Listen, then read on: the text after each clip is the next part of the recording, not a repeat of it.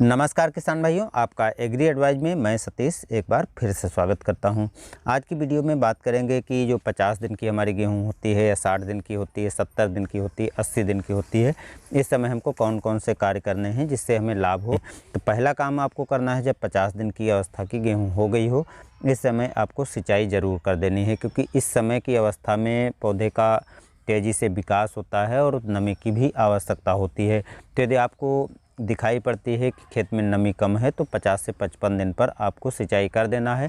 और यदि आपने दूसरी टॉप ड्रेसिंग नहीं की है तो सिंचाई करने के पहले या सिंचाई करने के 4 से 5 दिन के बाद आपको दूसरी टॉप ड्रेसिंग यूरिया की भी कर देना है। यूरिया की जो डोज रखनी है वो 40 से 50 किलोग्राम आप 1 एकड़ में दे सकते हैं।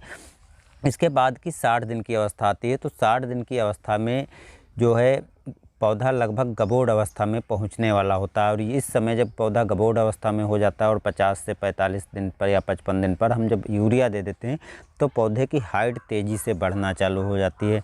ऐसे में जब हाइट तेज़ी से बढ़ती है तो आपने देखा होगा जब बालियां निकल आती हैं तो निकल आने के बाद तेज़ जब हवाएं चलने लगती हैं तो प्रायः फसल गिर जाती है, क्योंकि पौधे की लंबाई काफ़ी अधिक हो चुकी होती है, जिससे पौधा पतला रह जाता, तना पतला हो जाता है और बाली जब भरने लगती है, दाने भरने लगते हैं तो उस समय फसल गिरने के चांस बढ़ जाते हैं।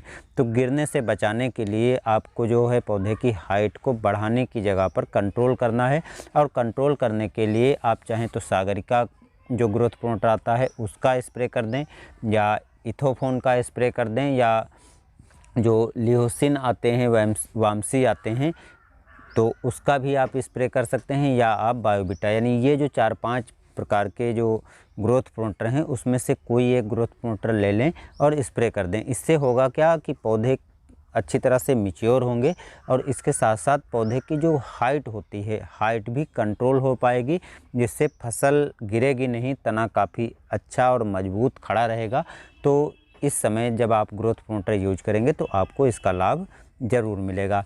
इसके बाद जब 70 से 80 दिन की अवस्था आती है, इस समय प्रायः कुछ ऐसी प्रजातियां हैं जिसमें बालियां निकलने की अवस्था तक गेहूं पहुंच चुका होता है, यानी पूरे तौर पर गेहूं का पौधा गबोड़ अवस्था में होता है।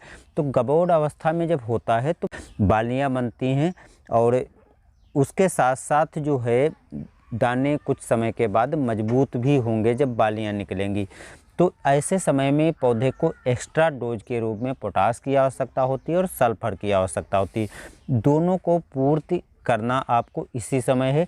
बालियां निकलने के बाद बहुत से किसान भाई पोटास की पूर्ति करते हैं, तो ऐसे में नुकसान क्या होता है, या 05234 या 0050 जब आप स्प्रे करते हैं तो पोटास और सल्फर देते हैं, तो जब बालियां निकलती हैं और उसके ऊपर जब आप स्प्रे करते हैं तो देखा होगा कभी कभी उसमें फफूंद जनित रोग भी लग जाते हैं। ऐसे में दाना काला हो जाता है या पानी की बूंद बाली के अंदर बैठ जाती है, जिससे जो उर्वरक है सीधे दाने को नुकसान पहुंचाती है। तो ये काम जो आपको करना है, जब 75 से 80 दिन की या बालियां निकलने की पहले तक अवस्था में आप 05234 का स्प्रे करें। स्प्रे करने से जो पोटास और फास्फोरस की आवश्यकता होती है पौधे को मिल जाती है, जिससे दाने का भराव अच्छा होगा, बाली में दाने अच्छे भरेंगे, दाने अधिक बैठेंगे और मोटे दाने होंगे, जिससे पैदावार बढ़ेगी और मोटे और चमकदार दाने होंगे तो मार्केट रेट भी आपको बढ़िया मिलेगा। लेकिन यही काम यदि आप बालियां निकलने पर करते हैं तो आपको नुकसान भी उठाना पड़ जाएगा। तो दोस्तों, ये काम यदि आप कर लेंगे तो आपकी गेहूं की फसल को लाभ ज़रूर मिलेगा। और ऐसी अच्छी जानकारी पाने के लिए चैनल को सब्सक्राइब कर लीजिएगा। आज की वीडियो कैसी लगी कमेंट में ज़रूर बताइएगा, अच्छी लगी है तो लाइक ज़रूर कीजिएगा। मिलते हैं नई जानकारी में, धन्यवाद।